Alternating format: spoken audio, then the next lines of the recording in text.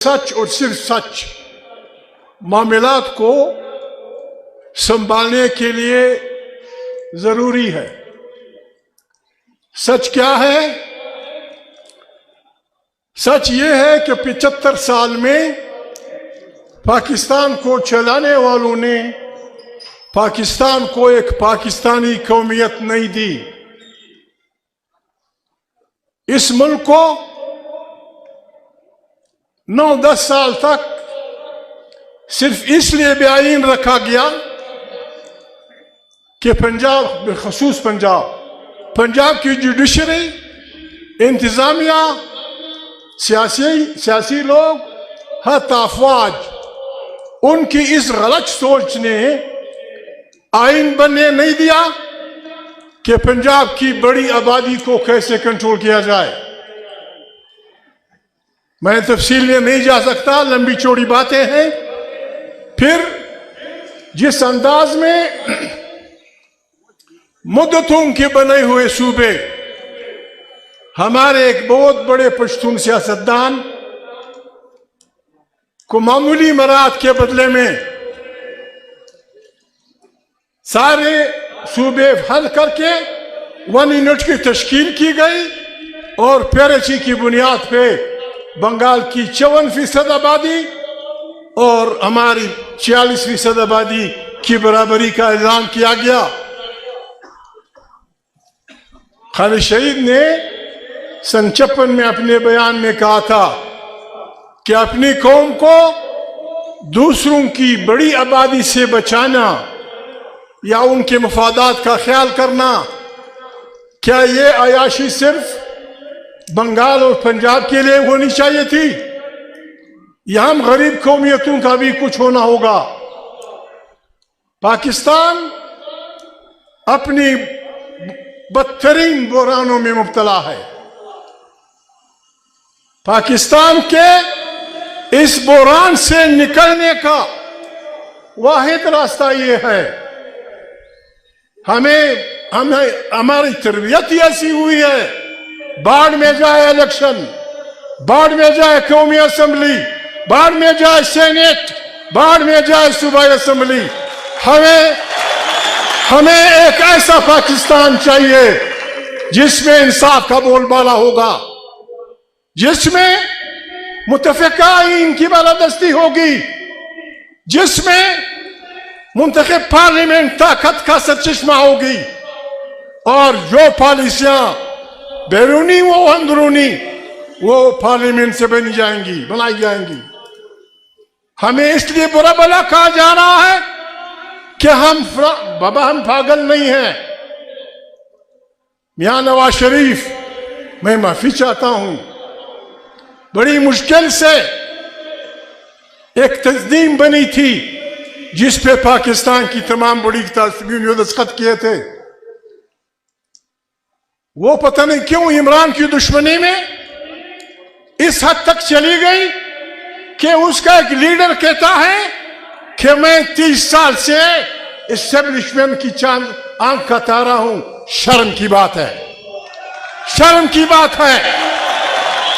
एक ऐसा आदमी जिसने पीडीएम के इलानामे पे दस्तखत किए हैं और उसका तीसरा या चौथा नुकता यह है कि अफवाज पाकिस्तान जिस तरह दुनिया में तमाम अफवाज सियासत से दूर रखी गई हैं, हमारी अफवाज भी दूर रहेंगी। मैं क्या करूं, दोस्त हैं सारे। पश्तूनख्वा मिलावम पार्टी ने और कोई कमाल नहीं किया।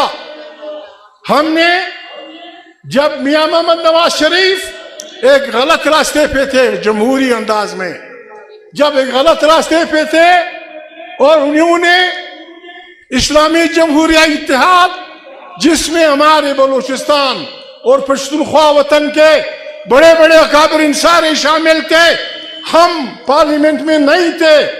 बेनजीर की हुकूमत के खिलाफ उन्होंने IGI बनाई तो पश्तूनख्वा मिलावम पार्टी वाहिद पार्टी थी जिसने मियां नवाज शरीफ और IGI के बड़े बड़े अकाबरीन, जिनमें पश्तून लीडर भी थे, बलोच भी थे, सिंधी भी थे, हमने काले झंडों से उसका इस्तकबाल किया था। हमारी दुश्मनी नहीं थी। نہ اجاز سے تھی، نہ نواز شریف سے، نہ کسی اور سے. ہمیں یہ ملک عزیز ہے، ہمیں یہ ملک عزیز ہے. اس کی سرزمین میں ہماری مساجد ہیں. اس کے ایک بہت بڑے حصے پہ پشتون اپنی آبائی زندگی پہ اپنی افتخار روایت کے ساتھ زندگی گزار رہا ہے. ہم نے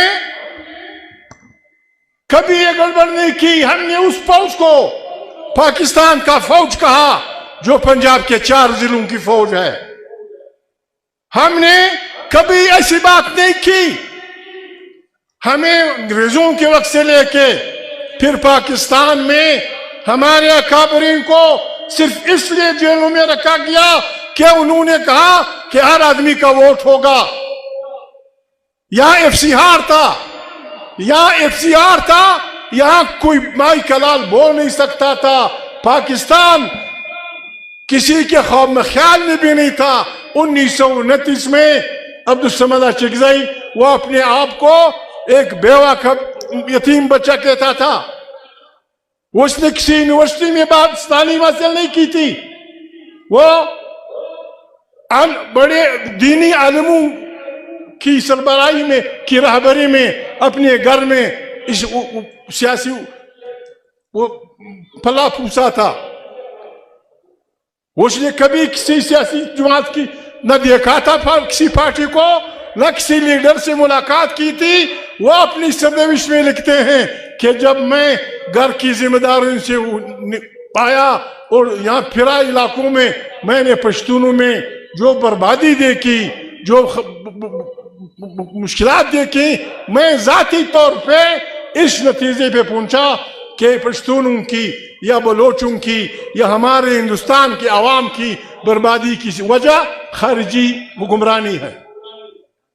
اور میں نے اپنے ساتھ 2 وعدے کیے کہ اس سرکار کی میں نے نوکری نہیں کرنی، اور اپنے سیاسی مقاصد کے لیے خان عبدالصمد خان اچکزئی کے سیاست کے 3 بڑے وہ تھے.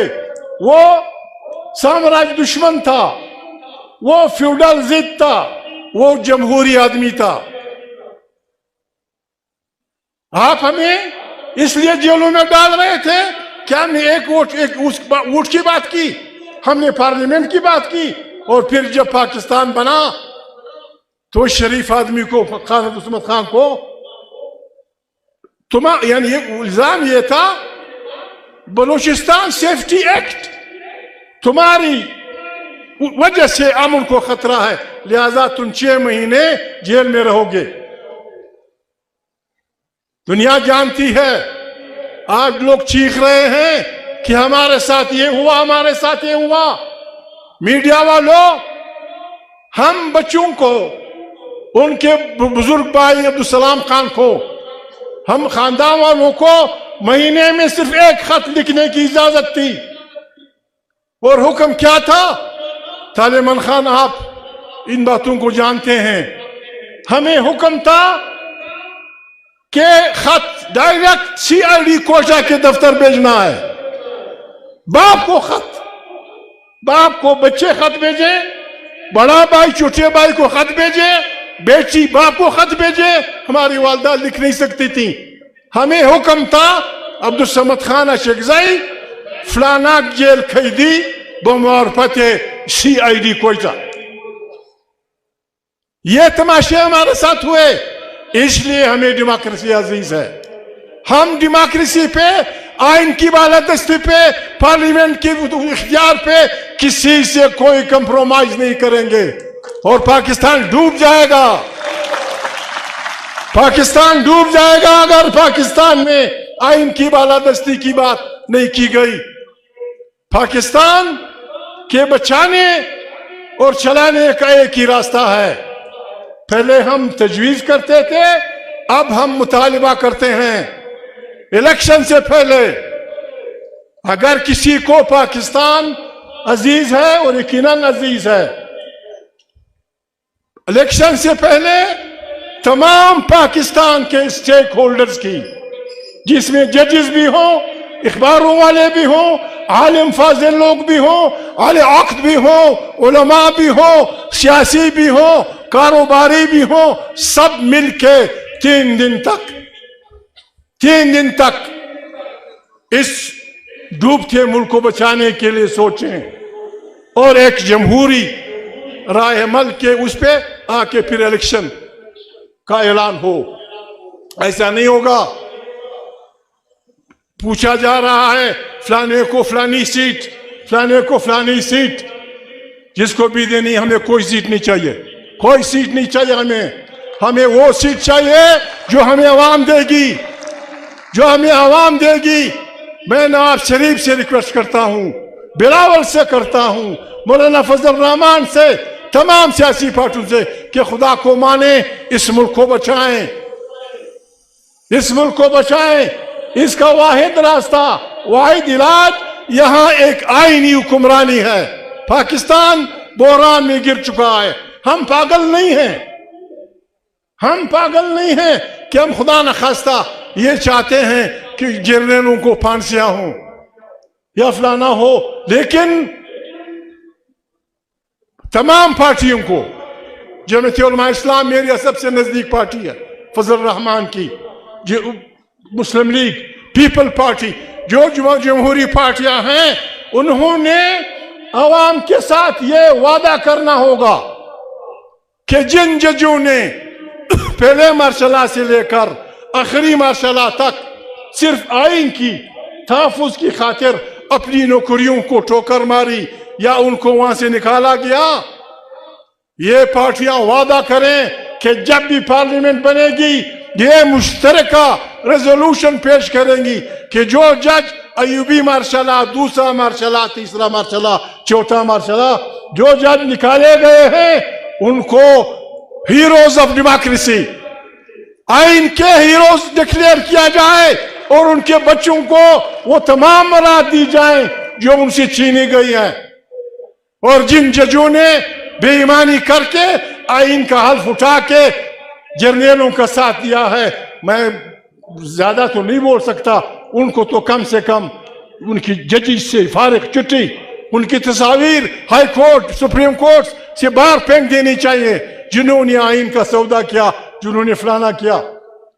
پاکستان بحرانوں میں ہے، اس کا علاج یہ ہے جس طرح ساؤتھ افریقہ میں اپرٹائڈ کے وقت لوگ بیٹھے، ریکنسیلیشن کی، جشمن ٹوٹو، فلانا کہ بابا ماضی کو بھول جاؤ، آؤ پاکستان کو نئے سرے سے ایک جمہوری انداز میں چلاتے ہیں۔ ہمیں کسی سے کوئی خیرات نہیں چاہیے، ہمیں افواج پاکستان میں اپنی آبادی کے مطابق حصہ چاہیے۔ پاکستان کی افواج پاکستان کے تمام اداروں میں سندھیوں کو، بلوچوں کو، پشتونوں کو آبادی کی بنیاد پہ، تاکہ ایک فوج پاکستانی فوج بنے۔ دوسری بات یہ ہے، یہاں 21ویں صدی میں خدا کو خوف کریں، 21ویں صدی میں پنجاب کے نام سے صوبہ ہے، بلوچ کے نام سے ہے، اس میں ہمارا بھی کچھ حصہ پھنسا ہوا ہے، سندھی کے نام سے ہے۔ آخر پشتونوں نے، ہم نے کون سا گناہ کیا ہے؟ انگریز کے ساتھ ہم لڑے تھے، انگریز کے ساتھ ہم نے مقابلہ کیا تھا، بندوق سے بھی کیا تھا، مرد آباد زندہ آباد کی بھی کیا تھا، ٹھیک ہے، اس نے ہمیں تقسیم رکھا۔ موجودہ پاکستان کیوں 75 سال سے ہمیں تقسیم رکھ رہا ہے؟ جب یونٹ بن رہا تھا، میاں والی اور اچک بنوں کا حصہ تھے، کیا میاں والی کے نمک کے ذخیروں پہ آپ کی نظر ہے؟ ایسا نہیں ہوگا بابا۔ جو پشتون وطن ڈیورن لائن کے اس طرف، ڈیورن لائن اس طرف افغانستان ہے، ڈیورن لائن کے اس طرف ایک ساتھ متصل پشتون وطن، چترال سے لے کر بولان تک، اس کو ہم خان شہید کی افکار کے مطابق ایک صوبے میں پشتونستان کی نام سے لانا چاہتے ہیں، اور یہ ہمارا حق ہے، یہ ہم لے کے رہیں گے۔ یہاں اگر تعلیم اپنی دینی ہے، مفت تعلیم یا جبری تعلیم، کم سے کم ابھی سے تو شروع کر دیں بیسک ایجوکیشن مادری زبان میں۔ سب سے خطرناک بات میں ریکویسٹ کرتا ہوں افغانستان سے بھی پاکستان سے بھی، سینٹرل ایشیا کے سستی انرجی کے ذخائر پہ تمام دنیا کی نظر ہے، اور اس کا سب سے شارٹسٹ پاسبل، سب سے سیدھا چھوٹا راستہ گوادر ہے۔ گوادر سے سینٹرل ایشیا تمام دنیا کی بندرگاہوں سے بہت نزدیک ہے۔ یہ پاکستان کے اور افغانستان کے حکمرانوں کے عقل کا امتحان ہے۔ اگر ہم نے غلطی کی جس کے آثار دکھائی دے رہے ہیں، اگر ہم نے غلطی کی، خدا نخواستہ افغانستان پاکستان یہ سارا خطہ ان مست سانڈوں کی جنگ کا مرکز بنے گا۔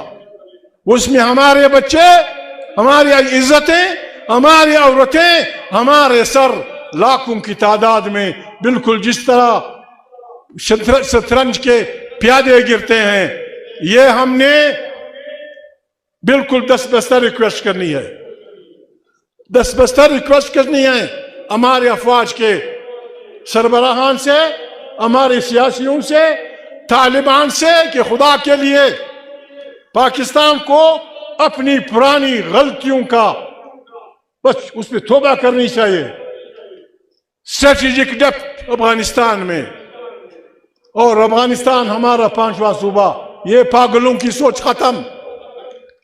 مولانا صاحبان سے میری ریکویسٹ ہے، مولانا صاحبان سے ہماری ریکویسٹ، مولانا صاحبان طالب حکمران سے مہربانی کریں، یہ وقت تمام افغانوں کی اور ادھر تمام پاکستان کے رہنے والوں کی مل بیٹھ کر علیحدہ مل بیٹھ کر ایک قومی فکر اور ایک قومی ارادہ، اس کے لیے ضروری ہے۔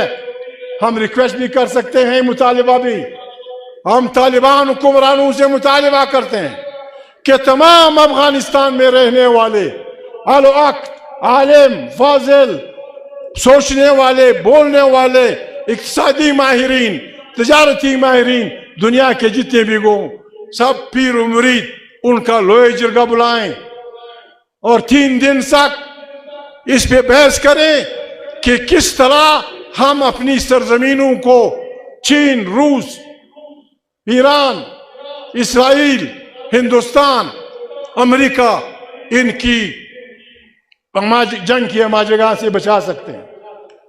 اگر ہم تو یہ پشتونخوا ملے پارٹی، ہم تو IMF کے ہم تو تجویز دے سکتے ہیں پشتون وطن کو، پشتونخوا وطن کے لوگوں کو، تمام پارٹیوں کو یہ متفقہ اعلان کرنا چاہیے کہ پاکستان نے جو قرضے لیے ہیں IMF کے، اس کا کچھ حصہ اگر ہمارے خطوں میں صرف ہوا ہے، اس کے علاوہ ہم 1 روپیہ نہیں دیں گے، پیسے آپ کھائیں گے اور قرض ہم دیں گے۔ پاکستان کے ساتھ ساتھ پشتون اپنی تاریخ کے مشکل دور میں ہے۔